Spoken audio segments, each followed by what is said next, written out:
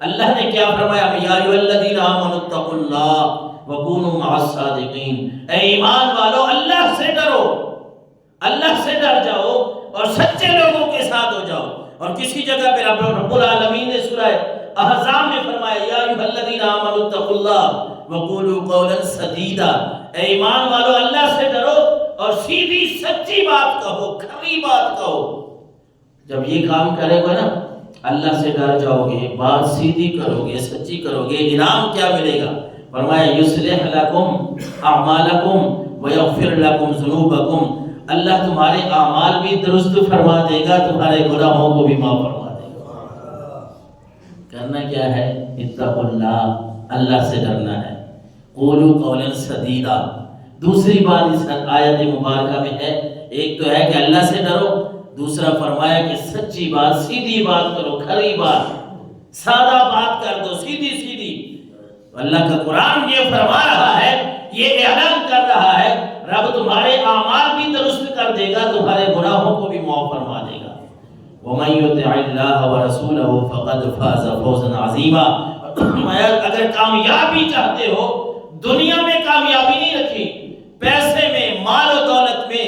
حرص میں، لالچ میں، جھوٹ بولیں گے ہم ان باتوں سے کامیابی حاصل کر لیں، نہیں۔ اللہ نے قرآن مجید میں فرمایا مَن يُطِعِ اللَّهَ وَرَسُولَهُ، جس نے اللہ اور اس کے رسول کی اطاعت کر لی، جس نے اللہ اور اس کے رسول کی بات کو مان لیا نا، فقد فاز فوزا عظیما، اللہ اس کو بڑی کامیابی سے ہمکنار فرمائے گا۔ نعرہ تکبیر، نعرہ رسالت، نعرہ حیدری۔ جو بندہ اللہ اور اس کے رسول کی اطاعت کر لیتا ہے، رب فرما رہا ہے، اس نے بڑی کامیابی سمیٹ لی ہے۔ حضرت ابو سعید خدری رضی اللہ تعالیٰ عنہ فرماتے ہیں، حضور صلی اللہ علیہ وسلم نے فرمایا، ترمذی شریف کی حدیث ہے 2407 نمبر پہ نا، کہ بندہ جب صبح اٹھتا ہے نا، صبح جب اٹھتے ہیں تو اللہ کے نبی نے فرمایا اذا اصبح ابن آدم، انسان جب صبح اٹھتا ہے تو فإن الأعضاء كلها تكفر اللسان، سارے کے سارے جو انسان کے اعضاء ہیں، جسم کے حصے ہیں، ہر عضو، ہر حصہ، ہر پارٹ جو ہے وہ زبان کے سامنے عاجزی کا اظہار کرتا ہے۔ زبان، پہلے ہم نے حدیث مبارکہ پڑھی کہ اللہ کے نبی نے فرمایا من حسن خلقہ بنی لہ فی اعلاها، کہ جس نے اخلاق اچھے بنا لیے اللہ اس کو جنت کے اعلیٰ درجے میں گھر عطا فرمائے گا۔ تو اس حدیث رسول میں اللہ کے نبی نے فرمایا کہ جب صبح آدمی اٹھتا ہے نا تو یہ سارے جو اعضاء ہیں نا جسم کے، حدیث رسول کا خلاصہ ہے کہ وہ زبان کے سامنے یوں سمجھ لیں کہ ہاتھ جوڑتے ہیں، عاجزی کرتے ہیں، کیا کہتے ہیں اتق اللہ فینا، کیونکہ زبان ہی ہے انسان کو، وہ کہتے ہیں اچھائی اور برائی ساری کی ساری یہ زبان میں چھپی ہوئی ہے، تو سارے اعضاء اس زبان کے سامنے عاجزی کا اظہار کرتے ہیں، یوں سمجھ لیں ہاتھ باندھتے ہیں، کہتے ہیں اتق اللہ فینا، ہمارے بارے میں اللہ سے ڈر جا۔ زبان کو کہتے ہیں، جسم کے حصے اعضاء کہہ رہے ہیں زبان کو کہ ہمارے بارے میں اللہ سے ڈر جانا، بس استعمال اپنا صحیح کرنا، صحیح طریقے پہ چلنا، کیونکہ وہ کہتے ہیں فَإِنَّمَا نَحْنُ بِكَ فَإِنِ اسْتَقَمْتَ اسْتَقَمْنَا، اگر تو سیدھی رہی نا تو پھر سارے کا سارا جسم ہمارا سیدھا رہے گا۔ اور فرمایا وَإِنْ اعْوَجْتَ اعْوَجَجْنَا، اگر تو ٹیڑھی ہو گئی تو سارے کے سارے حصے جسم کے سارے اعضاء جو ہے وہ ٹیڑھے ہو جائیں گے۔ اس لیے اپنے اخلاق کو بھی اچھا بنائیں، جھوٹ سے پرہیز کریں، اخلاق کو اچھا بنائیں، اپنی زبان کی حفاظت کریں۔ کئی مواقع پہ اللہ کے نبی صلی اللہ علیہ وسلم نے حدیث رسول سے، کئی احادیث سے ہمیں یہ بات ملتی ہے کہ اللہ کے نبی صلی اللہ علیہ وسلم نے زبان کے لیے بڑی تاکید فرمائی ہے، بھئی زبان کو اچھے طریقے سے استعمال کریں، اس زبان سے جھوٹ بھی نہ بولیں، اپنے اخلاق بھی اچھے کر لیں۔ اور اللہ کے نبی صلی اللہ علیہ وسلم نے ایک اور بات ہمیں سمجھائی ہے کہ حضور صلی اللہ علیہ وسلم نے فرمایا ثلاثۃ لا یکلمہم اللہ یوم القیامہ، تین ایسے لوگ ہیں کہ قیامت والے دن اللہ تبارک و تعالیٰ ان کی طرف نظر کرم نہیں فرمائے گا، ان سے اللہ کلام نہیں فرمائے گا۔ اور وہ کون ہے؟ المنان الذی لا یعطی شیئا الا منہ، پہلا وہ آدمی جو کسی کے ساتھ احسان کرتا ہے پھر اس احسان کو جتلاتا رہتا ہے۔ نیکی کرنا، احسان کرنا، یہ تو ہمارے دین اسلام کا ایک حصہ ہے، کرنی چاہیے، ضرور کرنی چاہیے۔ جتنی انسان کی طاقت ہو اتنی آپ کسی کے ساتھ نیکی کریں، وہ پیسے کی ہے، مال و دولت کی ہے، اس کا کوئی کام جائز کام اڑا ہوا ہے، آپ اس میں شامل ہیں، کسی کی آپ جائز سفارش کر رہے ہیں، جتنے بھی معاملات ہیں احسان کے، نیکی کے آپ کریں۔ لیکن اللہ کے نبی صلی اللہ علیہ وسلم نے فرمایا ایسا بندہ جو احسان کر کے پھر احسان جتلاتا ہے،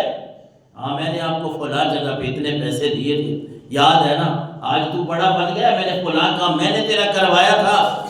آج تو ہمارے سامنے بہت شوخیاں مارتا ہے۔ ایسے جملے ہمیں ملتے ہیں سننے کے لیے۔ اللہ کے نبی نے فرمایا جو بندہ احسان کر کے احسان جتلاتا ہے، اللہ اس کے ساتھ قیامت والے دن کبھی بھی کلام نہیں فرمائے گا، رحمت کی نظر اس کی طرف نہیں فرمائے گا۔ اور فرمایا والمنفق سلعتہ بالحلف الفاجر، جس طرح پہلے بھی حدیث رسول گزری ہے تاجروں کے حوالے سے، چیزیں بیچنے کے حوالے سے، خریدنے کے حوالے سے، یا اللہ کے نبی نے فرمایا جھوٹی قسم کے ذریعے اپنے سامان کی مانگ بڑھانا، جھوٹی قسمیں کھانا،